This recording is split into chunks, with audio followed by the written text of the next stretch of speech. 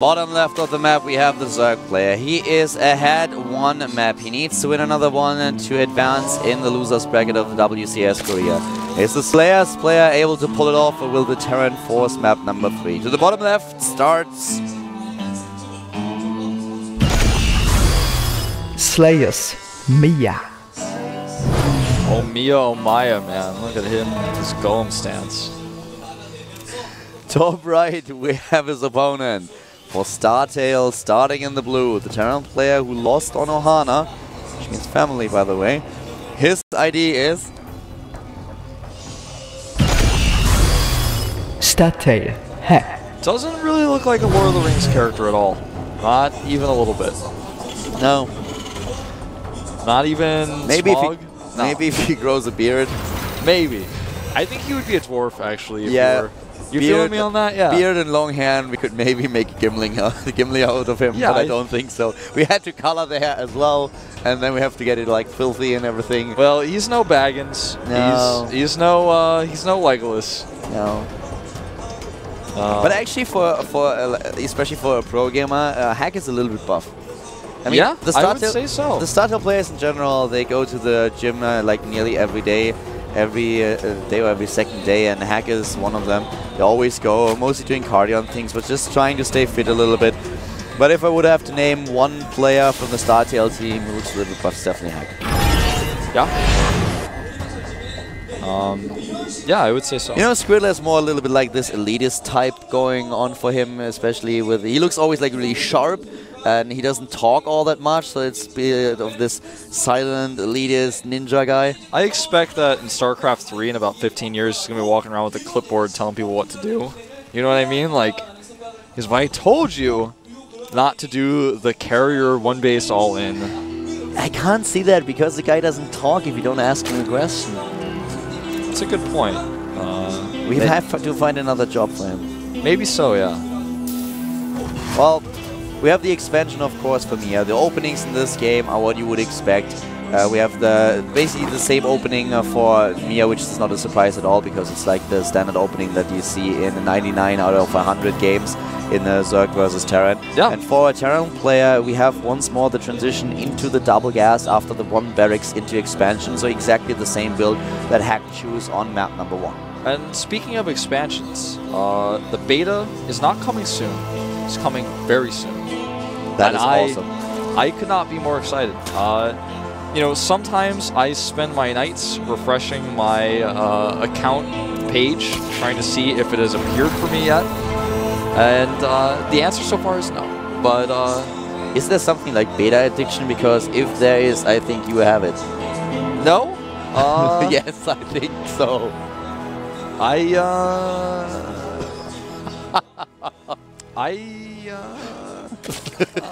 What the I'm at a loss for words. Then let's focus on this beautiful tech left that is currently being built. Double fact. 2 facts, in fact. Mamma mia. That's not a good film, by the way. I wasn't really into it. I heard about it, I saw it, and it was okay. You are a girl.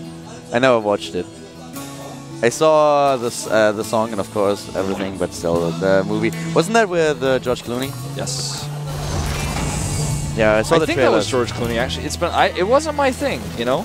I saw the trailers in the cinema, but yeah, I never really watched it. Well, we are having Blue Flame as a part of this, and that was a cancel over there.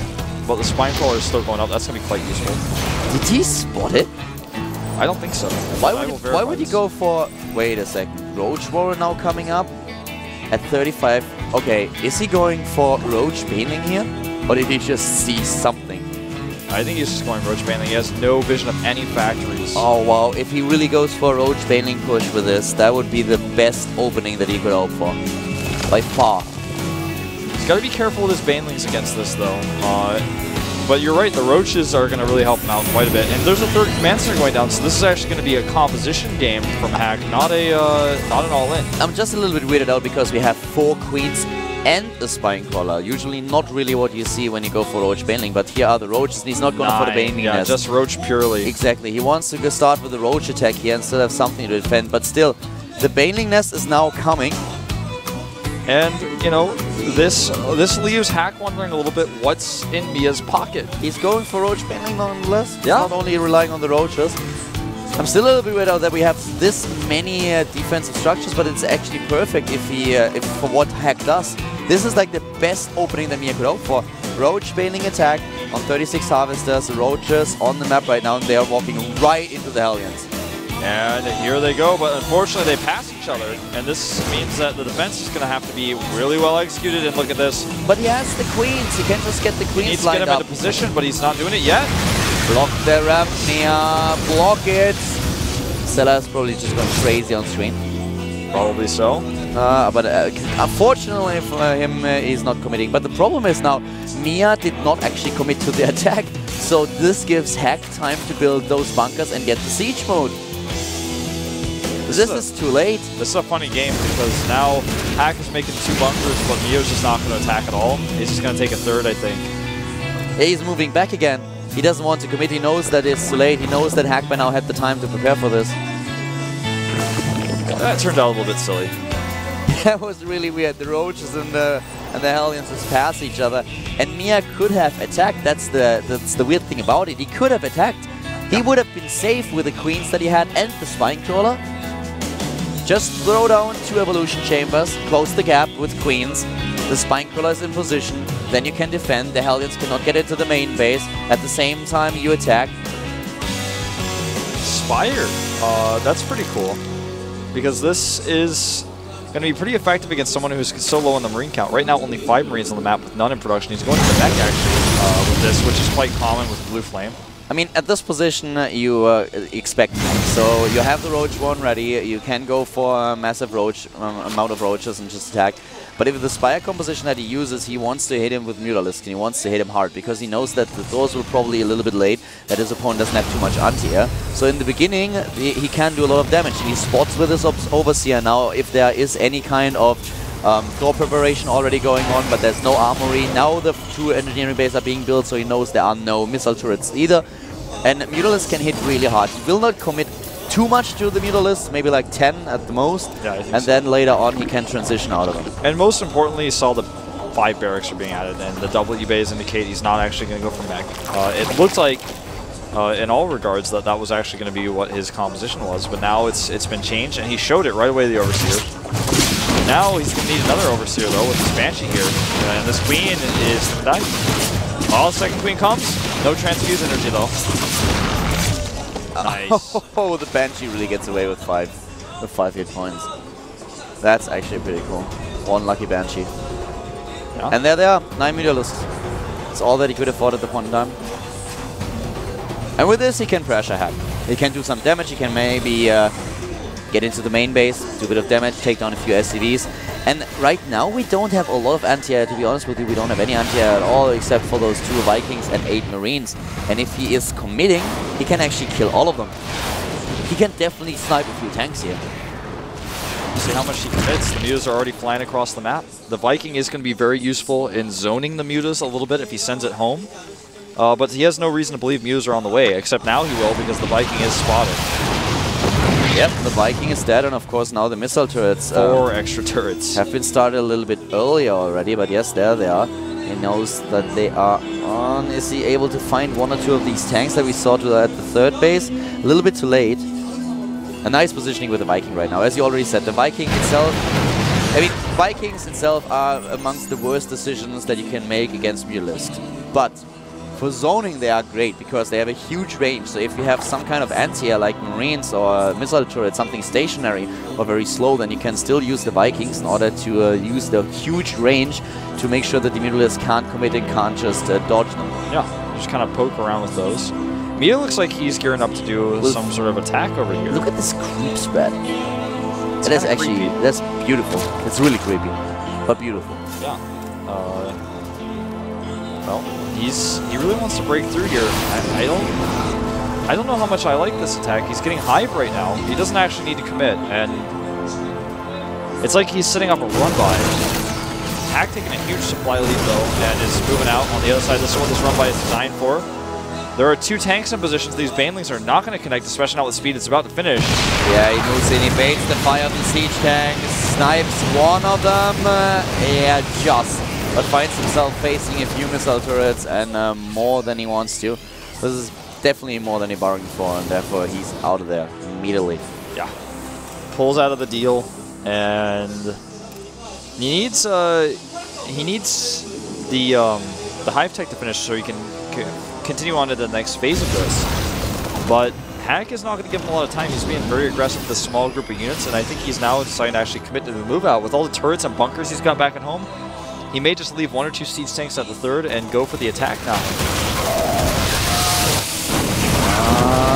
This is so bad for Mia with these banelings, except then he just walks his Marines into them, and now it's going to be so good. Yeah, exactly. He's moving in now and takes down every single siege tanks. Up! The Mutalisks have to be a little bit more careful, but this was actually a pretty nice engagement for Mia. He's now at 150 supply against 125, and he still has his 4th base. This is something that Hack never really spotted to the left side of the map. Fully saturated, not really fully saturated, but he has the double extractor. He actually doesn't mind for gas at all. Yeah, not yet. He needs to do that though. Yeah, that's definitely what he needs to do. 12 more drones on the way, which will allow him to get more of that mining going. His Greater Spire is on the way with his +2 Carapace finishing up, putting him again ahead of upgrades, and those baneling hits on the rocks make Dustin Browder a little bit unhappy. Yeah, it's not what those are for. No. The Greater Spire is now halfway done, so the Corruptors that he builds will fairly soon be Brood Lords, and then he can start to push out. The creep spread is still going strong, and he is always replacing those creep tumors that have been killed. He even has the Queen on the map now to do so. Well, not anymore. Yeah. What did that Queen ever do to you, Hack? What? Why? Why? She had so many children. Well, the irony of Queens is that there is no monarchy here. There's actually in total 4 queens. Yeah, but they live in perfect harmony. It's not even like a triumvirate here. I don't know what's going on with this government. There's even an overseer above all. It's the Swarm Buddy, the Overmind, Kerrigan. Yeah. That's what I mean. Oh, Lynx is up, Lynx moving in. The tanks are suddenly gone, but that's not what you want to do. You want to kill the Marines so that the Mutalisks and the air units can take care of the tanks. It was still an okay trade for him, but I mean, because he eliminated the tanks, that was just not the way to do it. It could have been a lot better. He always makes sure that Hack cannot commit. Yes. He can't commit, he has to move back, he lost too much, he's a little bit afraid of the reinforcements, so therefore he's backing off. And this is exactly what Mia needs, because time is of the essence. He's getting the Broodlords now, and he has the Infestor count with more Corruptors on the way. He needs a bit more time, and then he will be ready for his opponent. Yeah. But Hack is preparing. And some good bundles, but I mean, he needs support for these. He cannot afford to lose his Infestors. There he goes. Like you said, he's just always keeping them back, like 1 step behind. Yeah. And now the starports are being built. 2 starports. We have the additional Vikings. He spots the base to the left side and tries to snipe it. He might actually succeed. Yeah, the army is way out of position. It's way too far behind. How many settlings is that? 79. Looked like 200. Sometimes they can look that way, especially when they're being streamed across the map like that. Was sick bundle. That was the money bundle. But he still has a stim. He stims away. That Marine like trips and dies. One Marine that dies. Did you see how this one Marine overtook the other one and was like, no, I'm not last, I'm not gonna die. It's not gonna be me, it's gonna be you. Cancel on a hatch here. Hack is trying to make his way back into this game. Oh wow, that was a mistake. Yeah, it doesn't even cancel it, but loses the hatch. Now number 4, number 5 hatch is being built, and then once more, Hack always with the same defense, always going for Ravens, for Seeker missiles, and for Vikings as a composition that he wants to use against the Broodlords. I like this run by. This is going to be really effective. The immobile army of Hack is on the other side of the map. Takes out a lot of SCVs here, as well as stops mining, catches reinforcements, even taking out the depots so that further run-bys will be effective. Look how much he actually kills with this. This is way more than I expected. This is actually like horrible for Hack now. He is supply blocked and he is out of money. Well, not really. He has another base to the right side of the map, but it's definitely a big blow to his economy. Well, those Zerglings are mostly cleaned up, but Hack taking some hits here. Worker count now down to 63. The key, though, is that he has the 4th base, so it's now 5 base against 4, but long distance mining on 2 of those bases. Yeah, without the 4th base, this would have been so much worse for him. And currently, we have how many Brewlers do we actually have? We have 5, so not too many too hard. 13 Infestors, there's 1 Raven and 9 Vikings. The scan just revealed everything that he has. And here comes the error. It's shown. Picks off a Brood, but gets the Viking. This is something he wasn't, or rather the Raven. He wasn't quite able to hit those Fungals last game on this type of game. And once again, the run by at the top right. The Mutalisk, funny as it is, still alive, at least a few of them, doing damage here. And they could actually intercept this double drop, but he doesn't really see it, does he? No. Wow, these 2 medivacs are really lucky. Oh, and all the mutas die. And something else to note is that Hack is still ahead in supply, and he's building the composition that Mia is going to really struggle to face. Yeah, indeed. We have the 4th and the 5th base, of course, up for Mia. And we should not forget that he also has more Harvesters, and therefore the worker supply is in his favor, but the army supply is highly in favor of Hack with 138 to 106. And the double drop is now moving in? Yep. He's going for this hatch. Once again, but too late. Yep. He even gets out. Wow, he's even able to escape. Where are those 3 Mutalisks that we've seen earlier? They're all dead. Yeah, but the Corruptors are now moving in. The Corruptors come for that. That's really smart of him. Fling run by is here because he doesn't have the depot wall, but this is starting to become less and less effective. At this pace, actually, Mia is bound to run out of steam at some point. Yeah, I think you're right. He needs to stop throwing away those links to the base that's not even really mining ultimately. Now he wants to commit a little bit more. Bungle that. Nah, I didn't see it. Yeah, he did. Yeah, he got it and he takes it down. No! He actually misses the 2nd fungal and now moving in, but yeah, those Marines are out of luck as it is. The medivac didn't die, well, he died in the end, but he didn't die fast enough. The Marines were unloaded, but that was only a small comfort because the Zerglings were already in position. And now here comes Mia is planning out all his units. His Brood Lords, he has quite a few of them at this point. Raven's out of position here, so he can actually fight the Vikings. No point defense drones. No Seeker missiles. Here they come. Oh, that's a great hit here. And the Marines as well. Mia is dropping a supply, he's dropping fast. Now he might actually lose every single Brood Lord. He can't defend his Brood Lords anymore. There's still 9, 11, 12 Vikings left, and he is giving chase. No energy on the Infestors. Mia on the defensive now, he's losing too much here. Hack with a great trade on these Brood Lords. The tank count has been reduced down to 2, and he's not capitalizing on that with his Lings and his Banelings. The 4th base of Hack right now is a planetary, but he could avoid that and go to the 3rd instead. Mia loses way too much here. 28,000 resources lost against 21,000. 130 supply against 160. Even Transfuse won't help him out here. Mia is 50 supply behind Hack. He doesn't have the resources to make the Ultralist transition now. Yeah, and Hack is nearly done with the +3 armor upgrade. Things are looking really good for the Startail player. Another scan to the left side reveals the base for Mia. He can move in again. He just killed it a few seconds ago, but he's definitely sending another hit squad. Yes. This is, I mean, how can Mia compete with this type of army? He's trying to make that Ultralist switch now. Ultralist Cavern is on the way, but...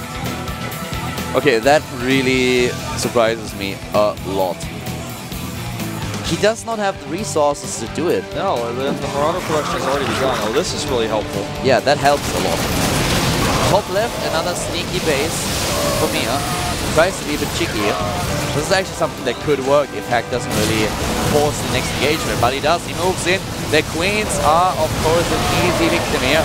Both of them die. Is he coming into the Spine Crawler, though? There's only 1 siege tech left, and there's still a flank, but Hack has a couple of units in position to scout it. Here we go. The Infestors come for the flank, but they're shut down. A good fungal, though. Very good fungal for the Ravens. Oh, wow. What a hit on those Lings. Mia trying to push his way back into this, though, and like you said, with no tanks really to support, Hack's army is a little bit vulnerable. Mia is actually in a position where he can still take this game. Hack is trying, but at this point he's playing a little bit too wasteful. He just loses too much to his opponent. The siege tanks on the high ground, they are cute, but they're only 2. Oh wow, what a great Secret Missile again, and another one will finish these units off, and Mia now out of luck, I think.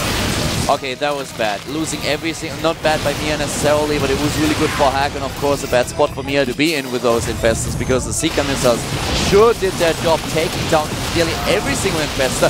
Infestor count is now down to 4. And he's pressuring his way into the 4th base. No split again on the turret or missile.